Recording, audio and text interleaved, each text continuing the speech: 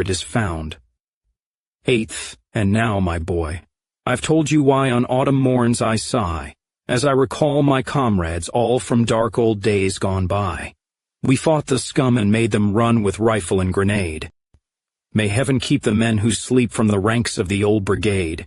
Where are the men who stood with me when history was made? They set us free from tyranny.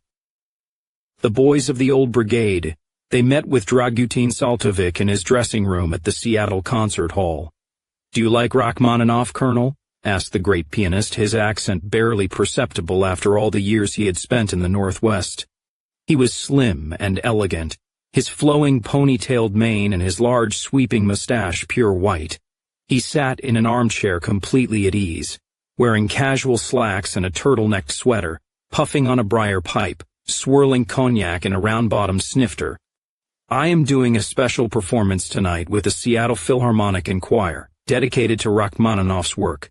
We will be starting with the piano concertos and working up to the Requiem, H. Covington. I'm afraid I won't be able to make it tonight, sir, but my wife and I both heard you in concert before, and my daughter Eva has a large number of your CDs in her music collection."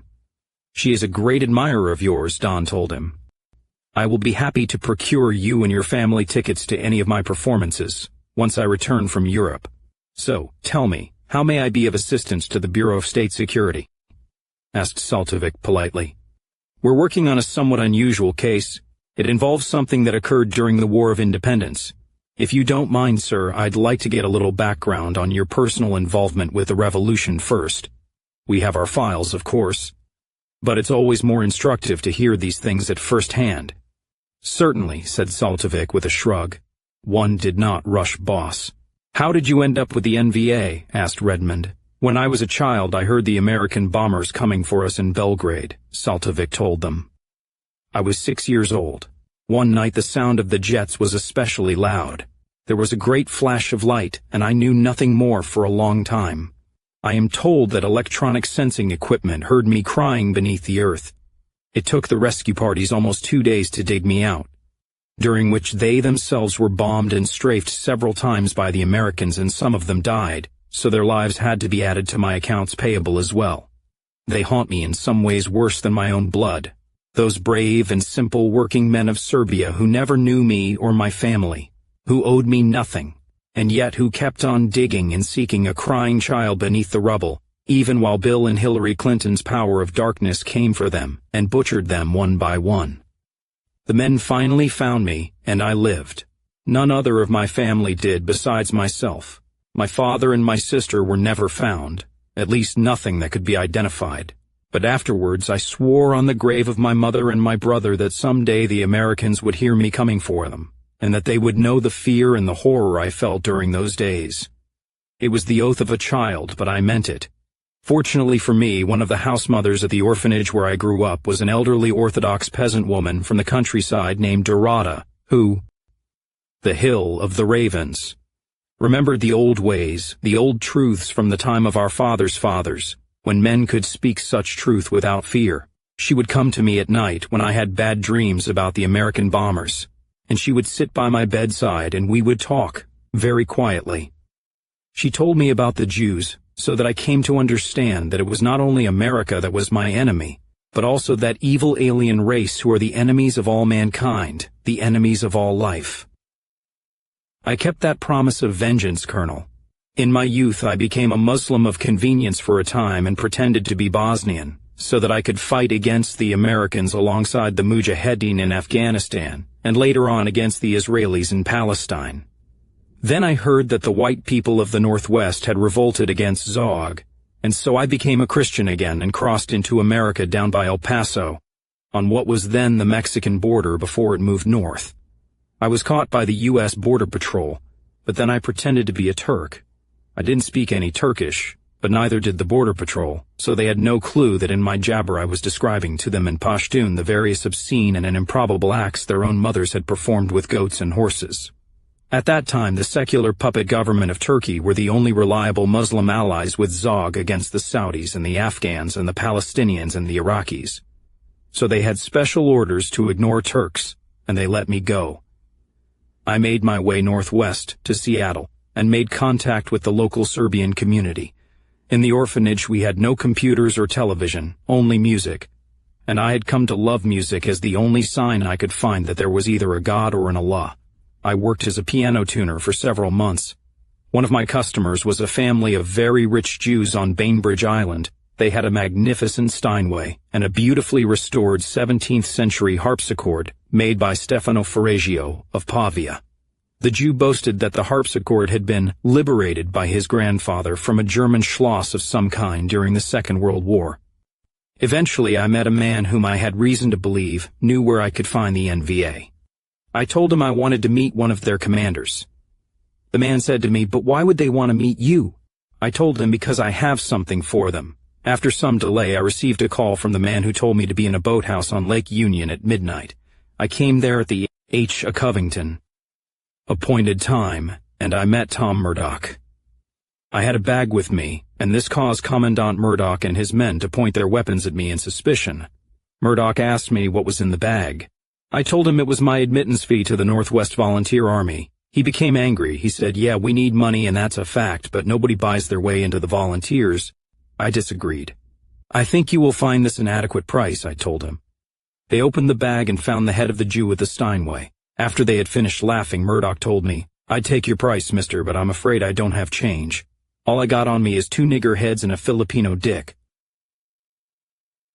I shrugged and told him, "So keep the change." Then those mighty men laughed even more loudly and I was sworn in. "You got in cheap. O.C. Ogilvy would have sent you back to kill the rest of the family and burn the house down," observed Redmond sourly. "Oh, I had already done that," said Saltovic airily, waving his hand, "but I only had the one small bag, right. So you fought with the column until the disaster. Then where?" "Then with the No. 1 Seattle Brigade, as I suspect you know, Colonel, since you tell me you have examined my military records. Then I spent a time just after Longview with Charlie Randall, where I carried out special assignments." "Including the capture of Hillary Clinton herself, I believe?" asked Redmond. "I recall Corey Nash mentioning you once." "Yes. That foul hag was attempting to influence her weak-minded daughter to abrogate the treaty and resume the war, and that could not be allowed. Randall saw a window of opportunity during an enemy political conference. I was able to infiltrate into the Denver Hilton by posing as a waiter, and the rest I am sure you know." "By the way, that man Nash is insane," commented Saltovic. "Sir, I am aware of the fact that Mr. Nash's treatment of Mrs. Clinton has been characterized as excessive even by some of our own historians," said Redmond cautiously. "I'm not sure myself whether he was left alone with her by accident or by design. I've always avoided asking. In any case, it should have been better handled, and I have stated that opinion personally to President Morgan." "But she was a wicked woman and she deserved punishment, and if I may speak." The Hill of the Ravens. "From personal knowledge, Mr. Nash has a story rather similar to your own." "Yes, Colonel, he is a Rhodesian. I know what happened to his family. Nor do I, of all people, dispute that Hillary Clinton deserved death 1,000 times over. She sent the bombers to Belgrade after all. I do not criticize Mr. Nash or deny that I am very grateful to him. I'm simply making an observation. I know the difference because I could see it in myself. There is a difference, sir, between evil and crazy. I am an evil man. Corey Nash is simply mad. I understood my own situation, and since the end of the War of Independence I have attempted to rectify it. I have tried to stop being evil and rejoin the human race through music. I hope I have at least somewhat succeeded. I kept my vow to avenge my family, Colonel. But after I had kept it, I knew that my parents would not have wanted me to live on in nothing but hatred and violence. My father was a cultured and gentle man, who I later learned always did his best to try to make peace between the various nations of Yugoslavia. There comes a time when vengeance must end, sir, or else the enemy has destroyed yet another soul. I left the NVA when my duty was done, and I devoted the rest of my life to music, except when I was called up during Operation Strikeout, when I was attached to the military agitprop and Psywar office. I know most Eastern European languages, and I was able to help persuade the many Eastern European immigrants in British Columbia to support the Republic. Not that they needed much convincing in view of the persecution to which they were subjected by the Ottawa government and the BC provincial regime. Now, Colonel, may I inquire as to the exact purpose of your visit? If you have access to my files, you probably know more than I do about my own career with the NVA. since I have forgotten quite a bit in the past 30-odd years. How may I help you?" "You are one of the 8 survivors of the Olympic flying column," replied Redmond. "Yes," said Saltovic, turning his head momentarily. He put his hand to his mouth. "That was a terrible time. The Republic lost some of the finest men and women who ever fought for us all. I'm sorry, sir, but they were good friends. One especially. I assume you have some reason for reminding me of them." H. A. Covington. "Mr. Saltovic, we need to speak of the events surrounding the destruction of the Olympic flying column during the War of Independence." "Why?" demanded the pianist. "Trudy Greiner is coming back to the Republic on October 22nd, Redmond told him. Saltovic seemed to freeze. "She says she is innocent. She is demanding a public trial." "What? Keep her away from me," whispered Saltovic, his face suddenly going completely ashen. "I don't know what you intend with this, Colonel, but do not ask me to go anywhere near her. I cannot. I swear to God that if you do, I will find some way to kill her. I still remember some of those things. How to kill. Dear God, how could a woman so beautiful be so evil?" He looked up. His eyes had suddenly become almost insane. "But I want to be there when she is hanged," he snapped. "If that is your wish, sir, and if a security court finds her guilty, then you would certainly have that right," said Redmond neutrally. "We need to be sure of our ground, though, and go over once again what we do know about what happened. You drove the mortar truck from Hoodsport down to Port Orchard?" "Yes, it had to be me.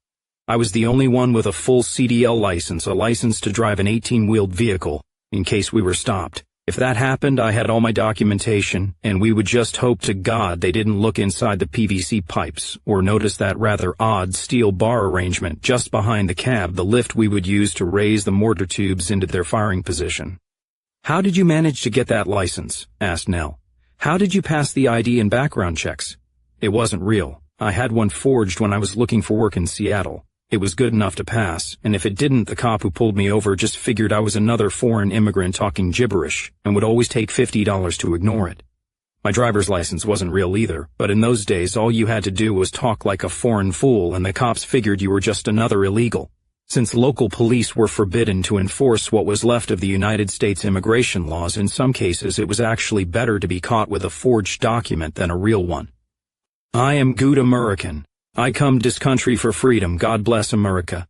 I the greatest country in world. You get the idea. You and Frank Palmieri drove the mortars?" asked Redmond. "With Ed and Brittany MC Canless driving your forward scout car?" "Yes," said Saltovic. "Young Vitali wanted to go with me. He wanted to lay the mortars and fire them off. Like all young men, he enjoyed large explosions. But Commandant Murdoch vetoed that." "Why?" asked Redmond. "Because," Saltovic chuckled, shaking his head, "because I think he felt I might not be comfortable with volunteer Vitali, or him with me. Because Bill Vitali is the illegitimate son of William Jefferson Clinton, the man who sent the bombers that killed your family," asked Redmond. "Bill Clinton didn't send the bombers, Hillary did," said Saltovic again.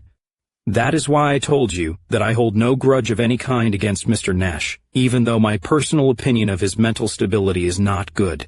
Even in those days, before all the research and exposition done by the Republic's historians, we knew that this was true, that Hillary was responsible for the American attack on Serbia. I knew it was true long before I came to America, although Clinton was certainly just as morally guilty of my parents' death as was his evil wife. He went along with it. Commandant Murdoch was actually incorrect in trying to keep Vitali and I apart. Despite a history of vendetta among the Serbian people that rivals that of the Sicilians, I personally do not believe in transferring the sins of the fathers to the sons. If you want to know the truth, I found the presence of Bill Clinton's bastard progeny in the ranks of the NVA to be an amusing and edifying twist of fate. As to young Vitali himself, I liked him. Somehow I understood that he was aware of what his father did, but he was always too courteous to try and speak to me about it, and I found that very mature and honorable of him. After all, what could he say? Gee, Drago, sorry my father was a berserk tyrant who slaughtered your family. I understand. Now the NVA men who ferried your 2 vehicles across Hood Canal, did you know them? H. A. Covington. That often happened. People appeared out of the mist, sometimes quite literally in this land, and then disappeared after doing what had to be done. Their identities probably aren't important, since it was the main column that was ambushed and not the mortar truck. Do you have any idea why the mortar vehicle was sent into the attack zone separately with such a small team of volunteers, or why Murdoch kept the rest of the group together? No. Why? Is that important? The only reason I can think of why he might do that is if he were expecting the main column to be ambushed, said Redmond thoughtfully. But if that were the case, why did he walk right into it? Murdoch was never that careless. It just seems odd to me.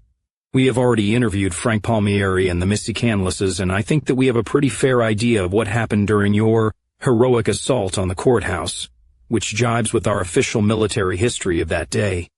We were not heroes, said Saltovic. We were simply doing what had to be done.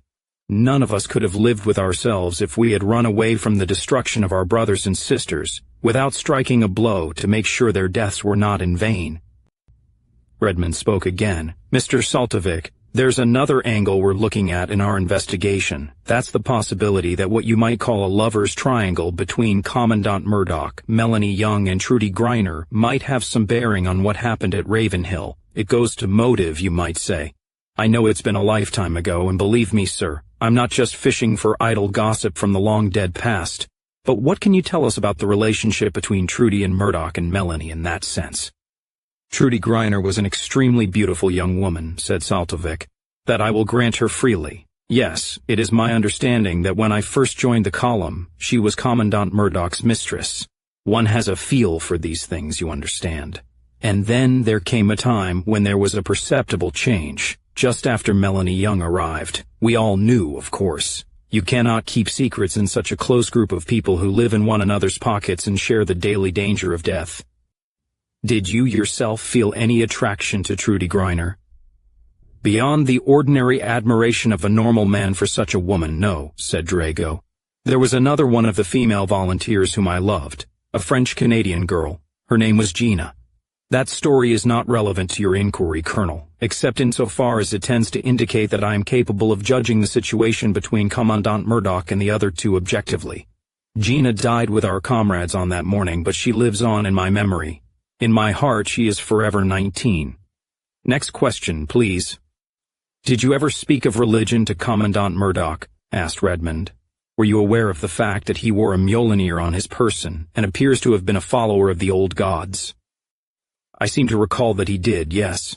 There were men and women of all different Aryan religious persuasions in the NVA, Colonel. Many of us were there, in fact, because the dictates of religious faith demanded it, and it was felt to be a duty to God or the gods, as well as to mortal men to fight against the tyranny of Zog. I myself once fought against Zog in the name of Allah, as I have told you, but to most of us it did not matter why our comrades were there, so long as they were there. There must have been exceptions, asked Redmond. Dr. Joseph Cord, for example? Drago shrugged. Joseph could be annoying, Colonel, but he had a very good instinctive feel as to just how far he could go, and he was always careful not to cross that line. And no one has ever questioned his genuine devotion to the revolution. If I understand your hint, no, I cannot believe that Cord had anything to do with what happened to the column. What do you believe happened? Asked Nell. My understanding is that Trudy Greiner is known to have received $1 million from an unknown source the day after the ambush, and it is certain that she disappeared. Why should we doubt the official version of events? Responded Saltovic. If that version is correct, why would Gertrude Greiner suddenly decide to come in from the cold after all these years? Asked Redmond. Do you know what motivated me during the time I was on my quest to avenge my murdered family and my murdered country, Colonel? Asked Drago grimly. Most would say it was hate, and yes, H. A. Covington. There was great hate in me. But most of all it was guilt, the unreasoning guilt of the survivor. My family were gone, all destroyed, and yet I remained behind. Why? Why should they be gone forever, and why could I not be with them? Religious belief aside, sir, one has an inescapable feeling of being cursed of God, that one's survival is not a blessing but a punishment. Have you considered the possibility that this woman can simply no longer live with what she did and seeks to expiate her crime before the eyes of God and man? But she says she is innocent, prompted Nell. Her mind may believe that, said Saltovic. It is even possible, I suppose, that she is innocent in fact and that someone else betrayed the column. But I can guarantee you, Sergeant, that her soul tells her she is guilty, She is guilty for being alive, while all those others whom she loved are dead. And how can you tell that? Asked Redmond. Because there are 8 more like her, said Drago. Me and 7 others. We have 1 more survivor to interview, said Redmond, as they floated down over I-5 back to Olympia. The one I am most reluctant of all to approach with this, General Willem Vitale? Asked Nell. Yes, I've sent word through military channels that I need to see him so he knows we're coming. He's still down on the border, and so will be away for a night, maybe 2. Sir, began Nell diffidently, I understand this man is your lifelong friend. I'd offer to take over the interview myself, but I'm only a sergeant and it would not be correct for me to interview a general in the SS, nor frankly could I muster the necessary officer presence in view of the difference in our rank. As late in the day as it is, would it not be better for you to bring another senior officer into the case? Redmond chuckled. In the first place, Sergeant Nell, under Section 30 of the Offenses Against the State Act, that boss brassard you're carrying makes you Jesus Christ and all 12 apostles rolled into one anywhere in this man's republic. As an agent of the Bureau of State Security, you have the legal authority to walk into Longview House right now, without asking anybody's permission. And you can ask John Corbett Morgan what he had for breakfast if it is germane to a security matter you are investigating. John Corbett damned well has to answer, and he knows it. He may well have your guts for breakfast the next day, but he has to answer you first. You can go anywhere, arrest anyone, beat the crap out of anyone, or kill anyone if need be, and if you can convince your superiors that it was necessary to prevent 40 million white people from going back to the horror we lived in all those years ago, then you're Jack the Lad. The Republic faces a clear and present danger from the United States and damned near everybody else in the world, and a society in our position must have blunt instruments at its command to break open the heads of those who would destroy us. That is the only way that an organization such as ours can possibly do our job. Remember the first rule you were taught on your first day in training when you came out of the Civil Guard to join the Bureau. This revolution of ours is forever. The white race will never ever go back, and your job is to make damn sure we don't. Technically, yes sir, I do have that right, but President Morgan's breakfast menu aside, we do live in a real world, you know. Realistically, as regards this case? Look, Hennie, I get what you're saying, and I appreciate it, but no, said Redmond, shaking his head. Duty isn't something you pass off to someone else when the going gets rough. That's why it's called duty. It is yours. I had that drummed into my head during my history and moral philosophy classes at Sandpoint. It's Old Man 101, not to mention the core of Aryan manhood. Duty is what being a white man is all about. Duty to family and country, duty to God, duty to history and to the folk, duty to the past and the future. Christ, the citizens of the Republic have duty crammed down our throat, because that is who we are and that is what we were made for. The Christian identity people call it the yoke of God. The old believers say that a man must dree his weird. Beyond that, this is something I have to do for myself. If I shirked this, neither Bill nor my own family would forgive me, and I would never forgive myself. It would be like I was afraid to face reality. And that is against the first principle of National Socialist thought. We accept things as they are, not as we would like for them to be. That's us, Hennie. That is how we live now. We are the men who did what had to be done 40 years ago, and we do what has to be done today. H. Covington. Where exactly will we be meeting the general? He's down in the Sawtooth Hill country, touring the crossings and the forward positions and the outposts, checking on readiness, getting a personal feel for what the Mexicans are up to down over the line, that kind of thing. I could wait until he's back, but we need to get this done.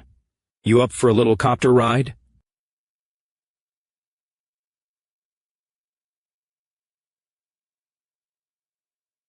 Where exactly will we be meeting the general? He's down in the Sawtooth Hill country, touring the crossings and the forward positions and the outposts, checking on readiness, getting a personal feel for what the Mexicans are up to down over the line, that kind of thing. I could wait until he's back, but we need to get this done. You up for a little copter ride? Of course. Good. When we get back to the office, go home and meet me at the Bureau helipad in 2 hours. Change into your bush tackies and take along whatever weapons or rations or gear you take when you go walkabout. Wherever Big Bill Vitale is, I can guarantee you that business suits aren't required dress. The two boss men, now attired in their own camouflage fatigues, finally ran Major General William Vitale of the Special Service to Earth at Outpost 12 down on the border. Redmond and Nell landed at Twin Falls Airport in the small hours of the morning, where they were met by a smaller military chopper, and flown to a forward airfield in the rugged Sawtooth Range about 30 miles to the southeast. Below them, occasional lights twinkled in the cold blackness from the isolated border ranches and farms. From the forward airfield, they arrived at the outpost after a long and bumpy ride in a groundhog, a half-tracked all-terrain vehicle capable of climbing the hills like a mountain goat, crossing a lake, and roaring down a tarmac road at 80 miles an hour if necessary.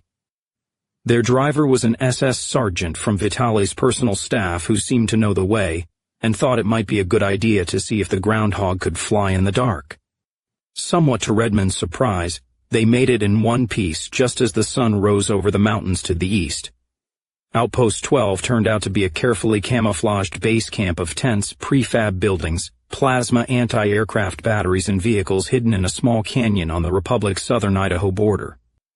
It sat by a rushing stream, deep in the rugged forest.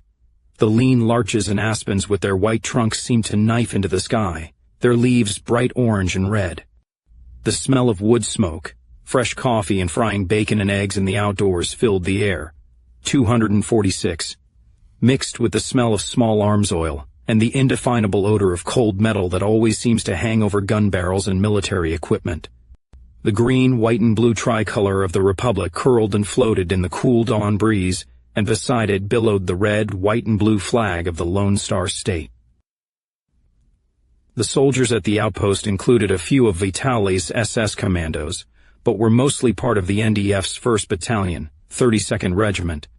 The 32nd was also known as the Texas Light Infantry, drawn from 1st or 2nd generation Texas immigrants. These TLI men were considered to be one of the regular Army's elite units, upholding the long and proud tradition of arms of their native land. The Texans wore the standard NDF military camouflage fatigues, but on their heads they wore gray felt Stetsons with their regimental badge, an honor granted to their corps after Operation Strikeout due to their successful capture of Kamloops and their subsequent defense of the city against over 35,000 Canadian government and UN troops. The day after the local white underground had revolted and seized the government buildings, 435 Texans from the NDF had parachuted in. They held Kamloops for the next 8 days against overwhelming odds, mostly manning the plasma ray weapons that had brought down the UN and NATO bombers, but also organizing the defense of the hastily erected fortifications and barricades against the Zionist ground troops. The TLI took charge of a ragtag force of over 8,000 white Canadian citizens of Kamloops, ranging in age from 12 to 80, most of whom had never held a rifle in their lives, since Canada had imposed over a generation of gun control on her white citizens. But they had manned the earthworks with the NDF, rather than be returned to the Zionist government in Ottawa. Without their bombers, the troops of Zog were baffled and reduced to clumsy, half-hearted mass attacks. They had never faced anyone who fought back without air support, and they were beaten back time and again, but the sheer weight of numbers had rendered it a bloody business. Of the 435 TLI from the first 8 days, only 197 had survived. Of the 8,000 Canadian militia, only about 4,000 were alive when the besieged city was relieved by the Leibstandarte Adolf Hitler and the 2nd and 3rd SS Panzer Divisions. When the war ended 5 weeks later, British Columbia and Alaska had become part of the H.A. Covington Republic. To this day, any Texan who visited Kamloops found that his money was no good there. They were taken to meet General Vitale in his command tent. "Don," said Vitale in genuine pleasure. He rose from his seat behind a folding metal table and shook Don's hand warmly. He was wearing a trim camouflage field uniform with SS runes his general's oak leaves, and his Leibstandarte riband with the words Adolf Hitler in Germanic Fraktur lettering just above his left sleeve cuff. Big Bill Vitale always slightly unnerved Don and others who knew anything of history, because he bore more than a passing resemblance to his infamous father at the height of his power, but no one ever dared to mention the fact. I heard you wanted to talk to me about something, but it must be more important than I thought for you to come all the way out here. Haven't found any more of my doppelgangers from ONR running around, have you? No, not thus far, Redmond replied. I actually didn't think that character favored me at all. Redmond forbore to tell him that in an effort to fool the DNA scanners at GHQ, the Federals had located one of Bill Clinton's many illegitimate byblows who was approximately the same age as Vitali, a broken-down drunken derelict from Little Rock. Then the Federals had surgically altered him and mentally programmed the man to act as a suicide bomber. Although he had never referred to Vitali's background out of courtesy, it seemed unnecessary for him to know that Don had killed his half-brother. Suddenly Big Bill's face went slack. "D.O. Don, it's not Tori, is it? Is she all right?" No, Tori's fine," Redmond hastened to assure him. "Everybody back home is fine, that's not why I'm here. Whatever it is, couldn't it wait until our 10/22 barbecue at your place?" asked Vitali curiously. "Don't get me wrong, you know I'm always glad to see you, but things are a bit up in the air right now. Is this official? Look, Don, if there's a state security problem going on here in this command that I need to know about, spit it out, man. We can't afford any slip-ups today. No, it's not really an official visit, just want to have a little chat, sir, but I'm afraid this is something that has to be taken care of as quickly as possible, and definitely before the 22nd. It's an old case that we're reopening. The Hill of the Ravens. And you brought your boss partner for a casual little chat?" asked Vital with arched eyebrows. "Must be some old case. Never mind. You'll tell me when you're ready, I'm sure, and in the meantime I'm forgetting my hospitality. Have a seat, gentlemen. Care for some coffee? Real coffee or airsets?" asked Redmond with a smile. "Real honest-to-God coffee from the Medford Hydroponics Garden," said Vitali. "That's the one thing we suffer from in the Republic, the lack of a tropical climate to grow proper coffee and tea and tobacco. But the hydroponics guys are really doing wonders making up for it. Our homegrown real stuff costs like hell, but it's available in every supermarket, and I understand they're even going to be reopening Starbucks soon. Won't that be something after 40 years? And I might add this isn't special officer's ration either. Any unit I command, I eat and drink exactly what my men eat and drink, no more and no less. Actually, I developed a taste for the acorn brew when I was first married," laughed Redmond. "Sarah has some variations on it, honey and special magical herbs. We still drink hers at home, but I have to admit, a proper Java is great on a cold morning." Vitali took out a thermos and poured them each a mug of strong, steaming black brew into metal canteen cups and handed it to them. Then came the ersatz instant. I think I was about 25 before I ever had my first cup of real coffee, and 30 before it had real sugar in it. All the sugar beet crop had to be used to make fuel alcohol before that, Vitali reminded him, sipping from his canteen cup. "Yeah, I remember. You're a hard man to track down in the field, sir. You've implied that this is something more than a routine border post inspection?" "Officially, yes, that's all it is," said Vitali. "Unofficially, I'm here because we're expecting a consignment in sometime today. I always got a kick out of sanctions busting," said Redmond with a grin. "What's the consignment? Medicine? Electronics parts? Vintage champagne? No. We are awaiting a consignment of the most precious contraband of all," said Vitalis soberly. 57 refugees from one of the last surviving Mormon fundamentalist communities in Utah. 21 of them are children under 12, including 2. H. Covington. Newborn infants. They've been living rough all summer since the Mexican authorities evicted them from their homes in Provo. "Limpieza de sangre?" asked Don with loathing. "You got it. No one with what the Mex refer to as pure blood can own property or be a citizen of the wonderful Nuevo Mundo Hispanica now. The pale and wicked gringo must be driven at last from the lands of La Raza," so forth and so on. "Military intelligence heard rumors of the colony's existence, and we sent Wild Man Mooney down there undercover to try and make contact with them. Now there's a name to conjure with," exclaimed Redmond. "Rescuing whites from Aslan is Captain Mooney's specialty, I believe?" "Yes. For the umpteenth time, Paul Mooney stained his skin brown and dyed his hair black. His Spanish is perfect. You stand next to him, you'd swear to God he was a cholo. He even sweats Mexican." "I beg your pardon?" asked Redmond.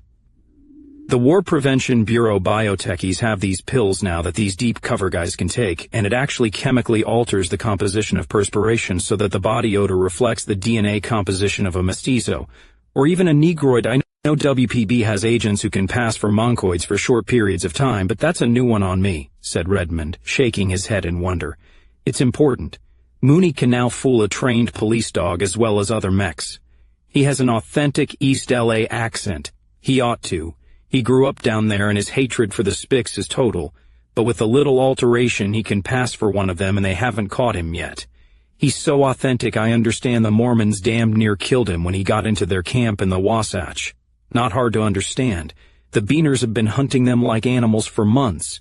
Mooney was able to persuade them to come home easy enough. They were about ready to try and run the border on their own anyway, although there's no way a group that size could have made it past the minefields. Mooney took command and they've made it on foot up to a point about 12 miles from here on the Mexican side, where we were able to infiltrate and get them a dirt bus and a couple of SS men for the last run home. They were supposed to take the Gap this morning in the hours of darkness, but they had a delay. The 2 infants are now 3, a little white boy who was born at 4 o'clock this morning.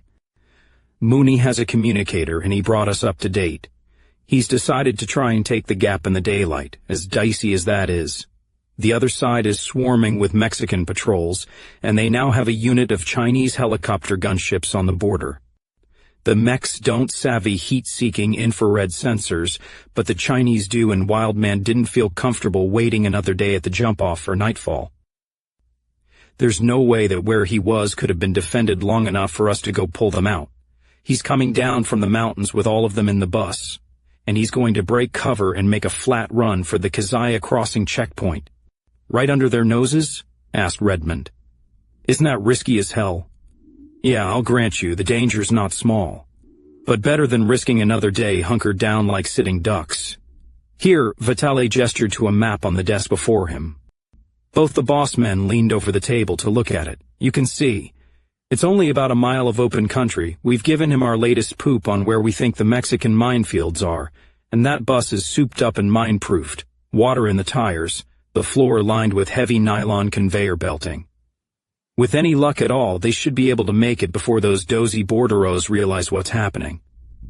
There's only 2 things that worry me. One is those damned Chinese choppers. We can spot them a little on radar and by satellite, bobbing up and down over the woods and the prairies.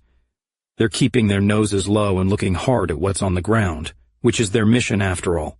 But my guess is that once Mooney breaks cover, he'll be halfway to the line before they even see him.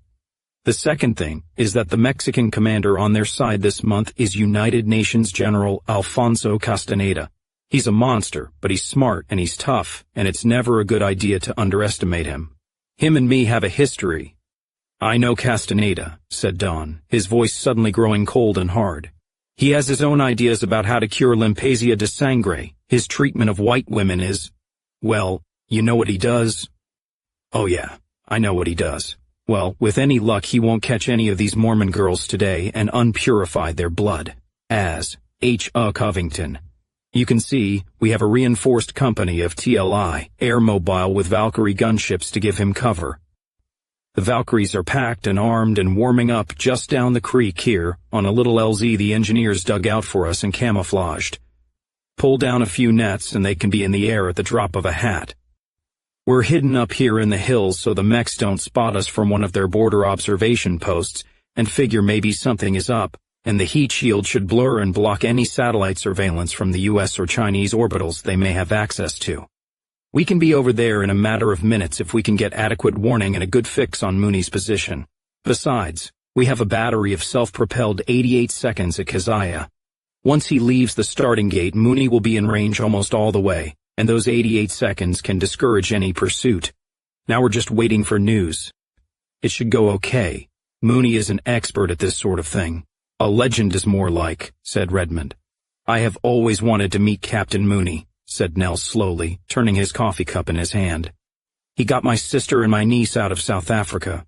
Mooney entered the country, Azania, as it is called now by the Kafirs, by posing as a Mexican delegate to the 24th World Anti-Racist Congress. He made contact and brought as many as he could home with him. Mooney flew an ancient Russian transport plane directly from a secret airfield near Germiston, with over 200 Afrikaners crammed into the hold like sardines, almost suffocated by the smell of the extra fuel. He evaded the Chinese fighters, and he got out over the sea. He was the only pilot available. The man who was to be co-pilot had been captured by the Chinese and tortured to death. Fortunately, the man who had to hand-pump the drums of jet fuel into the aircraft's tanks to refuel it did survive. The flight took over 26 hours, almost all of it over the Pacific. No airfield along the way would let the aircraft land to rest or refuel. Anna and Louis Chanel sliced open Mooney's trousers with a knife, and they took turns massaging his legs on the foot controls and pouring coffee down his throat, slapping his face and shouting in his ears so he would not fall asleep. He brought the plane down at the Luftwaffe airfield in Astoria. It was a perfect three-point landing, using only 2 of the 4 engines and those 2 running on fumes. He asked Anna if his work was done. She told him it was done. Then, Mooney passed out and did not wake up for 30 hours afterwards. I always wanted to thank him for that. Just after he left, the 24th Ant-Racist Congress incited more massacres of whites throughout South Africa. What was left of my family did not survive. Jesus, whispered Don in dismal wonder. All those years before the revolution, the old man begged our people to come home. Begged and pleaded, cajoled and cursed, berated and mocked and threatened. Anything to get them to come to the homeland. Most of them sat on their lazy asses in the United States for how many years? 5, 10, 15, when at any time they could have gotten up, packed their gear and come to our people's home, legally. Now our people from all the world over risk their lives every day to come here. In some countries, a white person can be sentenced to death for any attempt to emigrate to the Northwest Republic, sent to prison for so much as speaking about it. In the United States, it's a felony hate crime. You know, sometimes I wonder if there are any of those left back there who heard the old man's call back in the old days when they were young, who didn't come when all they had to do was pack their suitcases and hire a moving van. And now, if there are any of those old people left, do they turn on their TVs and see white people running the border, the mines and the sensors and the fences and the razor wire, the helicopter gunships and the machine gun nests to get here? I wonder what goes through their minds. I wonder if they understand what a precious gift they threw away in their confusion and their laziness back in the early part of this century, when all they had to do was to cut out all their stupid crap and listen to that one voice of desperate illumination calling to them from the Northwest. I can tell you, they would have given anything if only they had listened, replied Nell. I come from the remnants of an entire nation who wish with all our souls that we had listened in time to the call to act instead of to talk. We talked instead. We swilled beer and then talked some more, and then swilled more beer until we fell down onto the ground like drunken swine while our land was stolen from us by the beasts of the field. We listened to people like that buffoon Terre Blanche, or we listened to no one and ordered another lion lager in the hotel bar. And in this country we listened to wretches like William Pierce and that old bald-headed drunk down in San Diego, what the H. of Covington. Hell was his name. And dear God, how we paid for it. How we paid, said Don with a sigh and a sad shake of his head. Why? Why in God's name did we not listen to that one voice of sanity that called for us to quit fucking around and come home? Vitale leaned forward on the desk. Look, Don, we may not have much time, and I know beating around the bush when I hear it. What's up? Why are you two here? Bill, look. Oh, Christ, I don't know how to say this. Back when you were a volunteer during the rebellion, you were with Tom Murdoch's Olympic flying column. You're one of the 8 people who survived Ravenhill. Yes, I am, replied Vitale curiously. You know that, Don. You've known it all your life. And now you come all this way to ask me about it? What the hell is going on? That is the case that has been reopened. What do you mean it's been reopened? Asked Vitale in genuine puzzlement, still not comprehending what Don was saying. I need to interview you about what happened at the meeting that occurred at the Hood Sports Safe House in the early morning hours of August the 1st, that year. And things that happened before it. You need to talk to me about, what? Vitale's face was blank. Sorry, Don, maybe I'm a bit groggy this morning, but that was more than 30 years ago. I was a teenager still, fresh off the plane from Sicily. What on earth are you talking about? Trudy Greiner has contacted the office of the state president. She says she will enter the Republic on October 22nd at Mountain Gate in California, explained Don.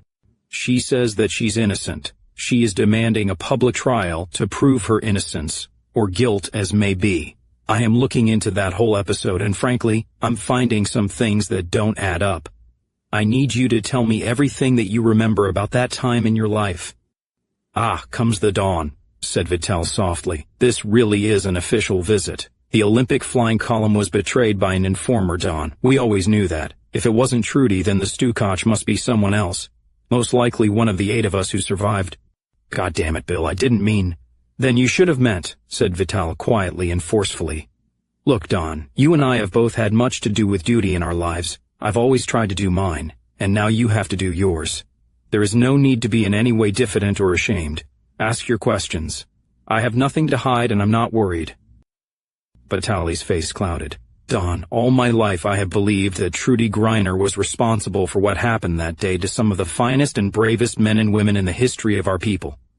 Commandant Tom Murdoch and Melanie Young were like my own brothers and sisters back in Sicily. Hell, all of them were. I have hated Trudy Greiner in my heart and desired her death all these years. I still can't believe she's claiming that she wasn't guilty, but if she's not, and if I have been wrong all these years, then I want to know as much as you do. If I owe her that kind of apology, then I pray to God that both she and I live long enough for me to make it in person. Now ask me what you want to know. The first thing I want to know is the first question I am asking everyone. How came it that you were not with the column when the ambush at Ravenhill Ranch went down? I was in the main column's scout car, or rather scout truck, with Lars Frierson. Why did Murdoch pick me? Lars and I were kind of buddies, and I think that's just the way it played out.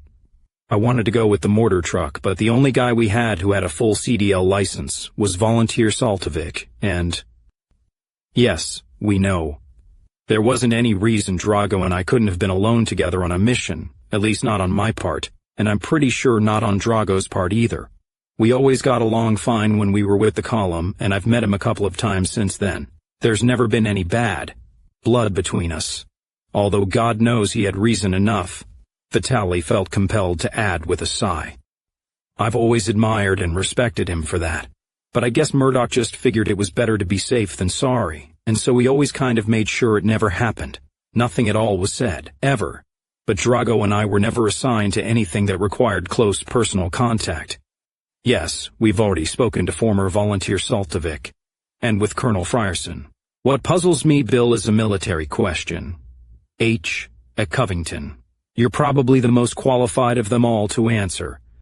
Why Tom Murdoch, who was ordinarily such a cautious commander, seems on this one occasion to have put all his eggs in one basket and moved the entire column, mostly in daylight, in one comparatively vulnerable convoy of only 4 vehicles total. Can you shed any light on that? Well, said Vitali slowly, the only thing I can offer there is just a fragment of something I overheard between Murdoch and Mel Young just before we moved out from the lumberyard where the vehicles were. I forgot about it for years, and when I did remember, it was just ancient history. That's more than we've gotten, so far, said Redmond. Something about secondary targets after the courthouse. We were all given briefings on their locations, vulnerable points for RPGs, security, etc. I got the impression that at the last minute the operation had become a bit more extensive than originally planned.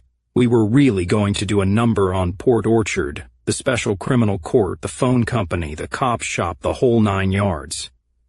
Take a lot more than the 50-odd volunteers we had, so we were hooking up with some reinforcements. What reinforcements? Asked Nell. Murdoch asked us to make sure our CB radio in the truck worked. It did.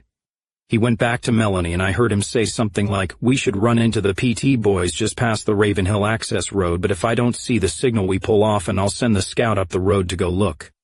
The impression I got was that we were going into a combined operation with the Port Townsend flying column, and that Corby Morgan and his men were supposed to be meeting us at some rendezvous point somewhere down Ambush Alley, where we would presumably get our final assignments and dispositions. Don Redmond's blood suddenly ran as cold as ice water. Bill, Corby Morgan, and the Port Townsend flying column were nowhere near your operational area that morning. Yeah, I know, said Vitali. I found that out later, so I always figured I must have misunderstood what I thought I heard. Anyway, just past the Ravenhill access road, Fatty sprang the trap. We heard the gunfire. We couldn't actually see what was going on over the hill. We couldn't actually see our brothers and sisters dying. We knew damned well with all that heavy fire it had to be bad, but we couldn't do anything, and we somehow convinced ourselves they'd bop their way out of it. Hell, this was Tom Murdoch and Melanie Young. They were our best. They could fight their way out of anything. So we obeyed General Order Number 8 and we left. Lars Frierson made me E&E with him. You told me about that once, Bill, many years ago. Anything to add? No, said Vitali. I've been a soldier all my life. That is the only time I've ever run away. I know it was complying with General Order Number 8 and I know it was necessary, but I don't think I've ever really forgiven myself. Deep down inside, there's something else, began Redmond hesitantly. Bill, I've known you for many years now, and I have never uttered one word to you on this one particular subject. I am deeply sorry that I have to do so now, but I have to ask. We are dealing with a matter of treason against the state and the race. It's my job. Ask your question, ordered Vitali. Your father was the President of the United States. He could not go on. Vitali looked at him with a face of stone. Yes, Don, you are quite correct. Never once in all these years have you or John Morgan or Sarah referred to my biological parentage in my presence, and I am more grateful than you can know for that. The only time I have ever discussed it with any of you was twice, many years ago, with Tori. Once in Sicily, when I was 12 years old, when she and Tony Stapaglia, and a man named Visconti, whom you wouldn't know, came to our home in Castellamare. And once again with Tori privately, after I came here, when she filled in some details. That was enough. I learned all I ever want to know about my birth. I've never even read the old man's novel about it. You want to know if that fact somehow has left me with some kind of emotional or spiritual bond with the United States? Has it? Asked Redmond bluntly. Vitali shook his head. Don, by an accident of history, my biological father was William Jefferson Clinton. But my true father, the man who made me what I am today, was the cabinet maker and leather worker, Anselmo Vitali, a citizen of Castellamare del Golfo in H. Covington, the prefecture of Trapani in Sicily. My true mother was Giulia Vitali. My godfather was Antonio Stopaglia. I did not grow up as an American. I grew up a Sicilian. That is who I am. I have spoken English for most of my adult life, but I still think and dream in Italian. By the grace of God, I came to know my duty and my destiny in this life. I came to this Northwest land as a young man, to fulfill that destiny and to repay my debt to your family, to Matt and Heather Redmond and to Tori, who saved my life back in North Carolina, at the risk of their own when I was a baby in arms. It is a life that I have never once regretted for a single moment.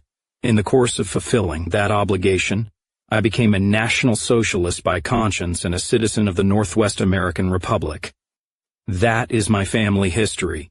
It is intertwined with your own, and if there was ever any doubt there, then you would know of it without having to ask. As to the other part, my biological father was a coward and a dog, a degenerate drug addict who raped my mother and then murdered her for the crime of giving life to me. In William Vitali's voice was a lifetime of hatred and anger and bitterness, of inconsolable loss beyond any help or understanding. Don's heart verged on the breaking point for this terrible curse borne so long by so brave and noble a man, for he understood that never before in half a century had Vital ever spoken such words. He was also President of the United States, Don reminded him. Yes, said William Vitali quietly. I was told the truth at a young age by Tori and Tony and by John Visconti, who were there when it happened. I was given a burden to carry all my days, and I accepted it as the will of God. I have lived all my life in order to try and give some kind of decent meaning to that unspeakable horror from the past. My father was evil, Don. My mother was not, and I have always tried to be the kind of man she would have been proud of. In my home I keep a collection of every movie Alice Silverman ever made, every advertisement she ever did for detergents or stupid computer toys, every rock video she made as a teenaged girl, every interview or talk show she ever did in the 1990s. In the blackest moments of my soul, I watch them over and over. Those images on my comm screen are all that I will ever have of her. I will never, ever forgive Bill Clinton for that. Nor will I forgive the government and the society that was capable of electing Bill Clinton not once, but twice. There is only one political or military implication to that which need concern the Bureau of State Security Colonel, and that is that I want to place a priority on the NAR reconquering Southern California for the white man. Before I die, I want to place a wreath of flowers on my mother's grave, if it is still there and the Mexicans haven't destroyed or desecrated it. That is the one and the only area where I constitute any possible concern to boss. Fair enough, muttered Don in utter misery. Bill, there's something else. I'm starting to think this angle may be a long shot and most likely isn't relevant in any way, but what can you tell me about the personal situation between Murdoch, Trudy Greiner, and Melanie Young? I understand that there was a bit of a love triangle going on there. And again, please forgive me, but I have to ask. One of the survivors we've interviewed hinted that you more or less came on to Trudy Greiner after Tom Murdoch dumped her like a rocket the minute I knew she was unattached, laughed Vital sadly. Just swaggered up to her in my best Italian style and told her, "Hey, Bellissima, when the time comes I want a shot." She just laughed and said, "Not yet, Valentino, but if and when the time comes I'll keep your resume on file," or something like that. Very light, but we both knew I was serious. Who knows what would have happened if she'd given my resume a closer look before she did it. You think she did it? Asked Redmond. Somebody gave her $1 million and it damned sure wasn't the party paymaster, said Vitali. We didn't have that kind of shekels. It was almost 10 years before I got all my back pay from the NVA as a simple volunteer. We do seem to keep stumbling over that $1 million, said Hennie Nell, glancing at Colonel Redmond.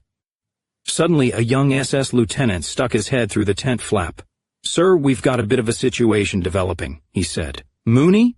Demanded Vitali, rising to his feet.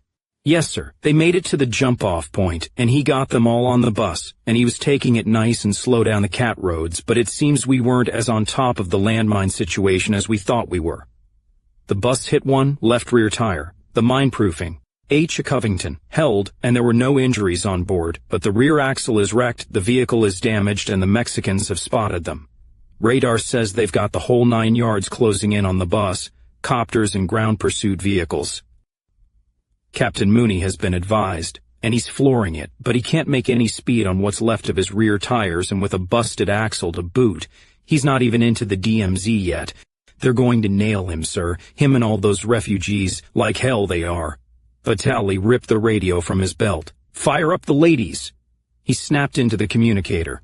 All 3 of them, and both of the transports. Scramble the fire teams. I'll be there in 2 minutes. And we damned well better be in the air 10 seconds after that, or I'll have somebody's guts and linguine sauce tonight. Captain Maxwell, do you copy? You get on those boom boys at Kazaya and tell them I want a solid sheet of shells on any damned thing out there that moves besides Mooney. Capiche? You're going to invade Aslan, sir? Asked the lieutenant with a bemused chuckle. That'll be what, only the 3rd time this year? Yeah, I know I'm getting out of practice, growled Vitali, buckling on his web gear and strapping on his coal scuttle helmet. Don, you and your Sarge feel like participating in a little international incident? Nothing like an international incident before breakfast to work up an appetite, agreed Don, standing up. Vitali tossed both of them a pair of Schmeisser machine pistols and a canvas bag of magazines apiece. These are Wilkerson kind modified, exclaimed Nell, noticing the odd squarish bulge at the back of the receiver group. Yeah. You never fired the GW Schmeisser? Asked Don. Not the Schmeisser, but I have the range course on the Mark 7, said Nell. By now they were sprinting down the pathway towards the helicopter pads, following Vitali and the lieutenant. They could hear the whine of the Valkyrie gunship engines starting up. They handle like cartridge weapons. Just load the magazines like you normally would, panted Don. Instead of the normal 50 rounds in the clip, you've got 200 plain copper-jacketed slugs, with butterfly twists on the tip of each slug to make sure anything Mexican you hit turns into guacamole. Jacking around it.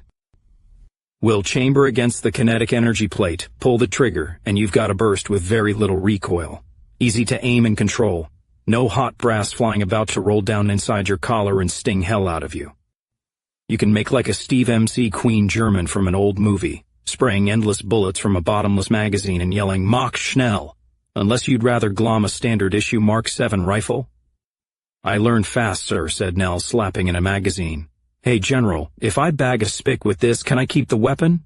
Vitali had no time to answer as they leaped into the cabin of a hovering Valkyrie gunship. The aircraft were floating like lazy dragonflies 4 feet off the ground, their light but bulletproof plastic fuselages painted in camouflage and sporting circular green, white, and blue rondels on the tail assemblies. Nell and Redmond quickly strapped themselves into the rear rumble seats behind the door gunners, which was lucky for them since the minute they were on board the Valkyrie's pilot tore away from the landing zone. Vitale swung into his seat like a monkey, strapped himself in with one hand, and was immediately on the comm, demanding a sitrep and issuing orders. Don looked up over the pilot's head and saw the Valkyrie's traditional runic inscription burned into the metal above the visor. Nell saw it as well and asked, "What is that, Colonel?" "The NDF Air Cav's official motto," explained Redmond. "It's an old Viking expression in some ancient Norse dialect that European archaeologists found in the ship burial mound of a king, in Denmark, I believe. Those are runic letters. It means hurry to meet death before your place is taken." "Is this where they start playing the Wagner through the loudspeakers?" shouted Nell over the roaring slipstream. Vitale overheard him. "The TLI doesn't use Wagner," he called back to them. "They have a couple of old country songs from 100 years ago they like." As if in response, there was a sudden burst of sound from speakers embedded in the copter's landing skids. Don couldn't catch most of it, but it was some jaunty tune about there being beer in Texarkana, thirsty in Atlanta, and watching a bandit run. It seemed an odd song to ride into battle with, but then Don had always believed privately that Texans were a bit odd. There were 3 gunships and 2 larger armed transports to ferry the refugees, H. Covington back, both of which carried a team of medics.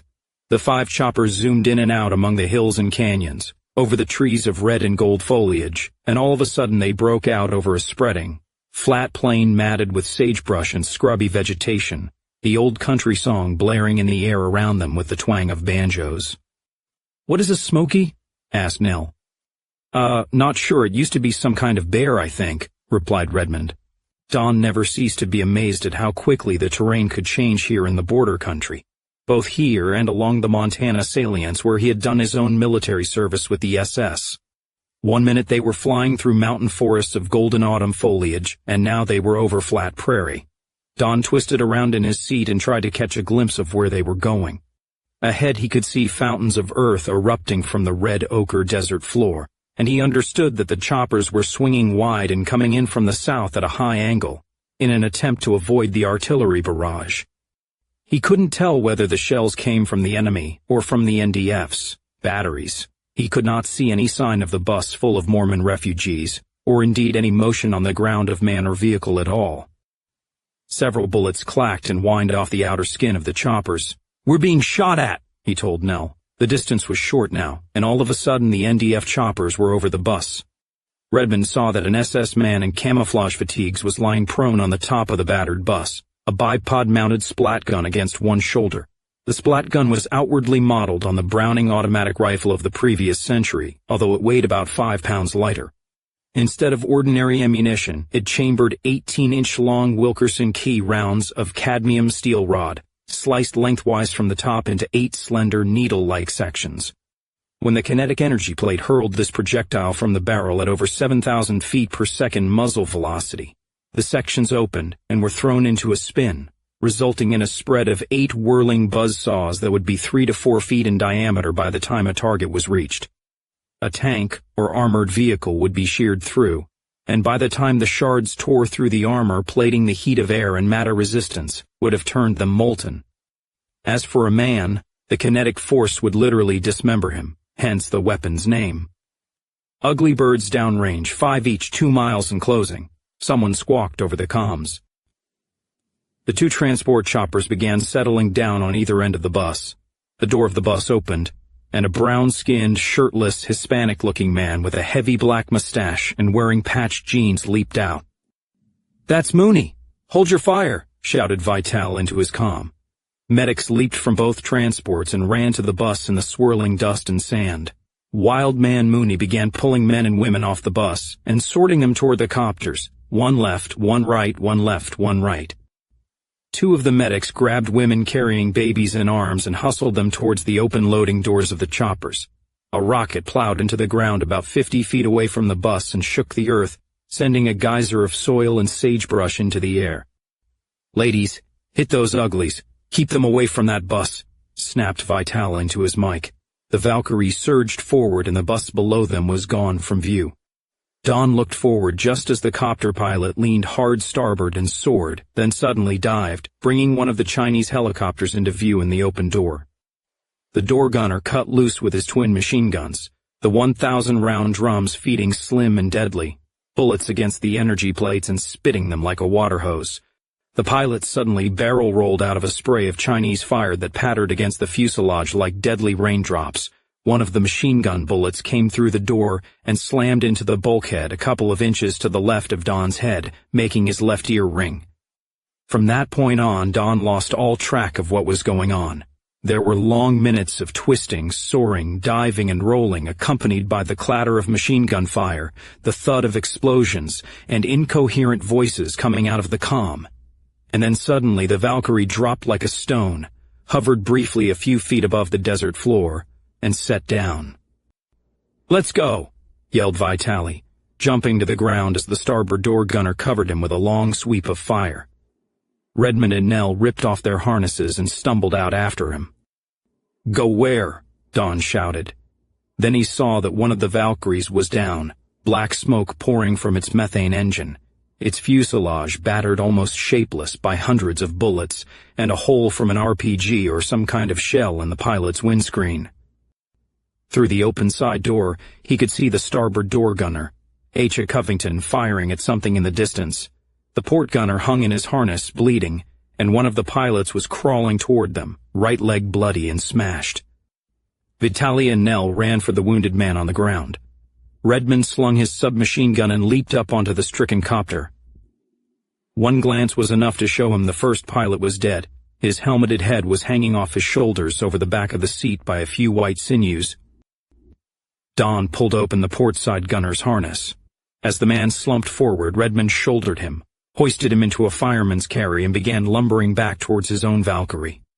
The starboard door gunner there unhooked, jumped out, and helped Don load the wounded man onto the deck and hook a safety line onto his belt. "I'll take care of Harley, sir," the soldier shouted. "Help the general!" Redmond whirled and saw Hennie Nell staggering back towards the gunship, half lifting the pilot with the wounded leg, whose arm was around the Afrikaner's neck, half dragging him. Bill Vitali was in the port side door of the downed Valkyrie, standing tiptoe on the now empty gunner's seat and firing at something over the roof, his head hunkered down beneath the still-turning rotor blade. Redmond unslung his Schmeisser and chambered around. Other than a few brief glimpses of the black Chinese helicopters, he hadn't seen an enemy yet. Then he did. 4, then 5, then 6 men in khaki uniforms and OD green helmets came over a small slope at a dead run, then stopped to spray automatic fire at the northwesters.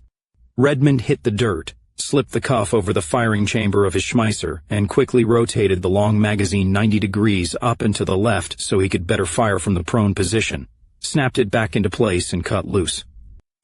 He saw one of the Mexicans drop, and then others as they were hit by fire from Vitali and the starboard gunner on the down bird. "Don, let's go," came a shout. Vitali and the door gunner were now running towards him. Don scrambled to his feet. They reached the door of their own copter. As they leaped in, Vitali yelled at the crewman, "You set the charge?" "Yes, sir. She goes in another 30 seconds. "Shit." Some sixth sense seemed to warn Don. He whirled, just as another group of Mexican soldiers leaped out of the whirling dust from nowhere. Vitali was on the starboard door guns in what must, the Hill of the Ravens, have been microseconds, and Hennie Nell opened fire with his Schmeisser. All of them twirled and twisted and tumbled except one huge mestizo who leaped onto Don with a long dagger or bayonet in his teeth.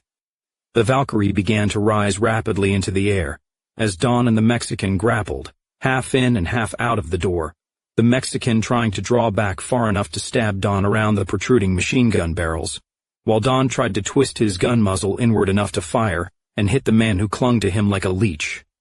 A hand holding an old-fashioned Boss issue 7.65 Walter PPK leaned out and fired, sending a bright brass cartridge casing into the air. The Mexican's skull popped open like a piñata, bloody crimson and white bone and brain fragments spraying, and he twirled back down to earth. Just as his corpse hit the downed Valkyrie exploded into a ball of flame. Strong hands pulled Don into the copter. "Thanks, partner," he yelled as he strapped himself in.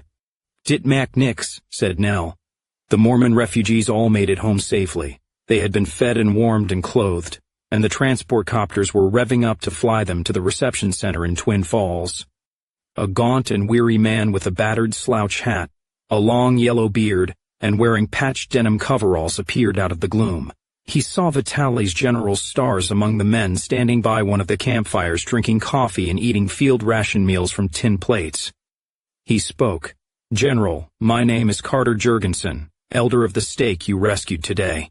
Our bishop was murdered in Provo when they came for us. The man who was killed today, your helicopter pilot, what was his name?" "Warrant Officer James Lawson," said Vitaly somberly.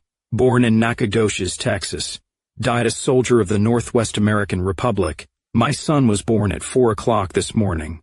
Warrant Officer Lawson died to make sure he lived, and lived in freedom. Now my third sister wife and I know what his name is to be. James Lawson Jurgensen. H.A. Covington." Vitaly and the men around him raised their canteen cups. "I hope you don't mind a toast and coffee, Elder Jurgensen," he said. "Long life and prosperity to your son, and we appreciate your naming of him for Jim Lawson. In the circumstances, I think the TLI can consider him to be a son of the regiment, so to speak. Do me a favor, will you? In the years to come, keep me posted on how he's doing as he grows, and if I'm still around when he comes of age, and he feels it is the right path for him, I can promise him a berth in the military academy at Sandpoint. For personal reasons I won't get into, I am highly interested in his situation. It parallels another such, long ago." "The saints pay their debts, General," said Jurgensen. "He'll be there." On the flight back, Nell was silent until they were coasting downward into Olympia. "What now?" he asked. "We now have to deal with the possibility that Tom Murdoch thought he was going to combine forces with the Port Townsend flying column for a major joint attack on every Zog facility in Port Orchard," said Don. "If that is the case, then it would explain quite a bit about his seemingly odd behavior on that morning, why he kept the whole column together instead of splitting into 3 or 4 mobile sections. I would be extremely interested to learn just how Commandant Murdoch came by that impression. I do know that in the almost 4 decades since the ambush at Ravenhill, there has never been the slightest hint in any history of those events ever written that the Port Townsend column might have been in any way involved. And since President Morgan was at that time the commandant of the Port Townsend column, then he would of course know if there had been any such plan. And he said nothing before or since," said Nell. "No. Nor did he make any statement to that effect when he was leading the official inquiry into what happened at Ravenhill," said Redmond. "This is the first we've heard of it, and that only by accident." "It seems that we have a few gaps in our information," said Nell neutrally. "Gaps that John Morgan seems curiously reluctant to fill in." "There is something else going on here we don't know about," said Redmond. "I should have mentioned this to you before, Hennie, but I wasn't quite sure of what it meant. Charlie Randall told me that about 12 years ago, President Brennan called off the WPB's search for Trudy Greiner. He did so at the personal request of none other than the old man himself." "Called it off? What on earth for?" asked Nell in astonishment. "I don't know. I can only assume that at some point someone discovered something that made it more politically inexpedient than otherwise for the truth to come out. Whatever that reason might be, and however unofficially, the government abruptly brought the search for Trudy Greiner to a halt. They must have hoped to hell that she was dead, or at least that she'd stay the hell away from the Republic. Then we get that letter saying she's coming back and somebody's ass needs covering fast. Brennan is dead, and I have to face the fact that I can no longer rely on the state president to tell me the truth, or at least the whole truth. The fact is, I think we've probably got about all the information we're going to be able to get after the lapse of so many years. There is only one more avenue of information I can attempt to explore, and that is to find out what happened back in Brennan's administration. I'm going to try to get permission to speak with the old man." "How will you do that?" asked Nell. "I understand he is in complete seclusion and retirement now." "Hey, it helps if you're married to the president's little girl," said Redmond. "I can go straight to the top without cutting through too much red tape and inform the head of state that it is necessary to my investigation that I speak with the president emeritus." "What if Morgan refuses to let you see him?" asked Nell skeptically. "I say again to you that in the real world there are certain limits to boss's power. General Capshaw could sign an order getting you in to see the old man, to be sure, but he would want to know why. And would he do so if President Morgan objected?" "If Morgan objects, then we'll know," said Redmond with a shrug. H. Covington. Know what? Asked Nell. We'll know that Morgan knows more than he is telling and that there is something he doesn't want to come out. Why he gave me this assignment to begin with, if that is the case, I don't have a clue, except maybe I'm supposed to act as a plumber. Test for leaks, so to speak. And if that happens, then what? Persisted Nell. We wait for Trudy Greiner to arrive. If she does, and we see how it plays out, replied Redmond. If she ends up as fertilizer without a public trial or any public admission that she was ever here, that will tell us what we want to know as well. And don't ask me what then, because I don't know what the hell then. When they got back to Olympia, it was past nightfall. Don sent Nell home, but he himself returned to his office in the Temple of Justice. He typed up and printed 2 copies of a short document, put one into the file folder on the Greiner investigation, slipped the second copy into his vest pocket, and then called over across the street to Longview House. Is the state president still in his office? He asked Morgan's aide and secretary. Yes, Colonel, replied the young man. He's a workaholic, as you know, but he should be knocking off for dinner around 8. Mr. Nash is cooking up some kind of sausage and greens and mashed potatoes dish. It looks disgusting, but I've eaten it before, and it's quite good, and I'm sure President Morgan wouldn't mind some company. This is official business, Captain Behringer, not family, and so I would rather speak with the president in his office.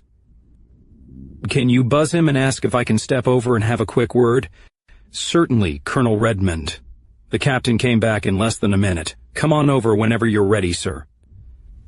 Don crossed the cobbled plaza and the street to Longview House in the gathering autumn darkness, checking in at the gate and saying hello to a different SS guard and the same Gelf dog. He stepped up onto the portico of the house and was startled to feel a hand on his shoulder. Don turned, and in the yellow light from the faux ironwork gas lamp on the porch he found himself facing old Corey Nash. Nash was wearing the same threadbare blue blazer and flaccid tie it seemed he had been wearing ever since Don knew him, the dress of an alcoholic bellhop or an usher at a seedy funeral home. The old man's rheumy eyes stared at him from a leathery face. Behringer said you wanted to see John C., said Nash. I know what's going on. I know what John C. told you to do. What are you going to say to him? Don looked at him. Mr. Nash, at the time of the Ravenhill ambush you were sometimes used as a courier between the Port Townsend and Olympic flying columns. Do you have anything you want to tell me about that time in your life? The last time anyone asked me about that time of my life, as you put it, was when you was still trying to get into Sarah's jeans back in Bellevue, said Nash. Some blokes from the FBI. They used a dentist drill. I didn't tell them bugger all either. Don was suddenly struck by the similarity between the old man's Rhodesian accent and Hennie Nell's. I understand, said Don. And he did. He knew that nothing on earth would force the old codger to reveal anything at all. He did not wish to reveal about John Morgan to anyone, and he could not bring himself to try. He turned to go inside, but Nash held his arm. Don, you know I've never in my life asked anything of you, began Nash tentatively, in an odd, subdued voice. Not only have you never asked anything of me, I think that's the first time in over 3 decades you have ever even spoken my first name out loud, said Don in amazement. Yeah, well, maybe that's been a mistake on my part. I'm asking something of you now. This business you're working on, leave it. Tell JC you've got no idea what the bloody hell's going on, and just walk away from it. There are things in this country's past that have been buried for most of a lifetime, and they need to stay that way. Just leave it, son. Just walk away. Nash's voice was urgent and plaintive in supplication. Someone has been just leaving it for a long time, said Don. But now we can't cuff this anymore, Corey. What do we do when Trudy Greiner walks across the border at Mountain Gate in less than 2 weeks' time? We do what was done before, said Nash. I did my duty then and I can do it again. You know the drill. You grab her ass, you bring her into a room with me, and you lock the door. You go have H.A. Covington. Nice long smoke on one of them cigars himself gave you. When you come back, there will be no more problem. Trudy Greiner isn't Hillary Clinton, Mr. Nash, said Don. She is, or was, one of us, a soldier of the Northwest Volunteer Army. She is coming here to be tried in public, before God and her country, on the charges against her. Not to be left alone in a room with you. Since when did you become so damned high and mighty? Growled Nash. I'm not. I'll do it the old way if I have to, said Don. I'll even do it the old way if I'm ordered to. But before I do, I have to know not only that it's necessary, but that it's right. Now you have a choice. You can either tell me what the hell happened back then, or else I'll keep on digging until I find out on my own. Did Corby Morgan have anything at all to do with the destruction of the Olympic flying column? Did Morgan? Said the old man slowly, disgust in his voice. You know, son, I thought a lot about you over the past 30-odd years. Not much of it good, but until this night I never thought you were fucking stupid. I've got bangers and mash on the stove. And cabbage. Stay to dinner, boy. Cabbage is brain food and you bloody well need it. The coot turned and stumped around the corner of the porch to his kitchen. Don Redmond found the state president in his upstairs office with two sideburned men in 1890s collars and cuffs, stolid in pinstriped broadcloth, and with gold watch chains dangling. He knocked on the door for admission. Come on in, Don, said Morgan. You know Jacques Comeau and Roland Stanford of the Revenue Commission? Gentlemen, my son-in-law, Colonel Donald Redmond of the Bureau of State Security. Don shook hands with the two bureaucrats. Don, do you have any idea what that damned Bismarck floating fortress of Bloody Dave Leach's is going to cost us? I tell you, the folks in this country are lucky that our Constitution forbids any form of income tax. You put a few more pence on the pint and you're going to revive moonshining as a cottage industry, protested Don. Actually, Colonel, excise is booming. This year we're looking at our best import-export ratio ever, said Comeau with a smile. The NAR is among the last reliable manufacturers in the world of medicines, high-tech components and machinery that actually works.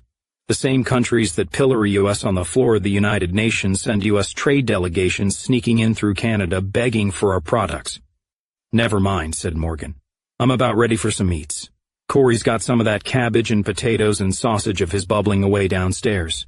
Are we through, gentlemen? Sure I can't persuade you to stay for supper. If not, thanks for coming by. After a few more pleasantries, Morgan ushered the two men out the door under the care of Captain Barringer, then closed the door of the office. What's up, Don? Asked Morgan. Don surprised him by formally standing to attention in front of his desk. Mr. President, as part of the investigation into the Greiner affair which you have assigned me, it has become necessary for me to request your permission to interview the President Emeritus of the Republic. Great jumping Jehoshaphat, boy. What the hell do you want to talk to him for? Demanded Morgan roughly. You want listen to some senile old loon babble. I can call in Corey from the kitchen, or I'll even do in a pinch. Actually, I just had a rather interesting if somewhat cryptic conversation with Mr. Nash on the subject. It is a necessary part of the investigation, repeated Don. He handed Morgan the piece of paper he had prepared. I am making this request officially and formally in writing. A copy of this request will be attached to my final report and included in the case file. If you decline to grant me permission to see him, sir, then as far as I am concerned, that is the end of the matter. You are after all state president and commander-in-chief, or I should say it will be the end of the matter until Trudy Greiner arrives on October 22nd, if indeed she does. But if you decline to give your permission, I would like you to so note that refusal at the bottom of my request in writing. I don't expect you to give your reasons, either in writing or verbally, if you should choose not to do so. But I want it on record. And why on earth do you want to nail my hide to the barn door like that? Asked Morgan, incredulous. What the hell did I do to bring this on? H. A. Covington. Don's reply was low and even. This has nothing to do with hides or barn doors, sir. I want your refusal in writing so that when this clusterfuck, whatever it is, comes apart at the seams and blows up in all our faces, as I have reason to believe it will, then at least it will be on record that I didn't pass the buck. If you see the old man, will you be able to prevent it from blowing up? That depends on what kind of answers I can get from him, if any, and on what kind of sense those answers make, if any. The President Emeritus is of a very advanced age. Morgan pulled out an ink pencil, scrawled something on the bottom of the paper, and handed it back to him. All right, you can go and listen to the mummy mutter. Be out there at 10 tomorrow morning. I'll call ahead and let his honor guard know. Don let himself into his front door very late, accompanied only by the silent Baskerville. He found Sarah sitting alone at the kitchen table, in the dark. You were in battle today, she said tonelessly. I felt it. I always do when someone meets you with death in his heart. Yes, he said, sitting down beside her and pulling her head onto his shoulder. I also know that things aren't right between you and my father, she said. How bad is this going to get? I wish I knew, Snoops, he said softly.